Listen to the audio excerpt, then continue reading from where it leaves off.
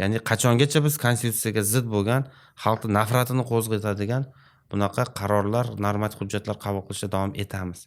Ya'ni bunga endi o'sha siyosiy iroda darajasida javob berish vaqti kelganda, shuning uchun javobgarlikka tortib bu ishda qatnashganlar hammasini ishdan olish kerak. Men o'ylayman, ular O'zbekistonga do'st bo'lmagan odamlar. O'zbekiston xalqiga. Nimaga? Yana o'sha eski nimani qo'zg'ayapti. Ya'ni O'zbekistonda ayirmachilik kayfiyatini keltirib chiqaryapti. Bizda jinoyat kodeksimizda bor. Ayirmachilik qilishga, da'vat qilish, bunaqa ixtiloflar keltirib chiqarishga nisbatan jinoiy javobgarlik bor.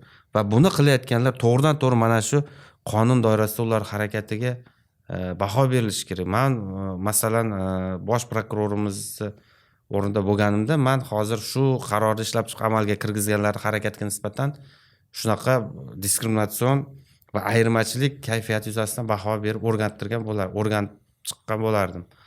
Chunki bu aniq ko'rinib turibdi. Kim bo'lishidan qat'iy nazar, O'zbekistonning oddiy, eng past darajadagi oddiy ishchi fuqarosidan tortib eng katta rahbarga qadar biz bitta narsaga kelishib olishimiz kerak.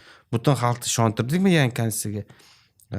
Qabul qildik, ishondik deb, ya'ni xalqning irodasimi? Xalqning irodasiga tupurishga hech kimning haqqi yo'q-da. Tushunyapsizmi? O'zi shundoq ham konstitutsiyaga zid bo'lgan qarorlarimiz turibdi. Ularni bekor qilib ulgurmasdan turib yangilarni kirityapmiz. Bu nima degani shunda?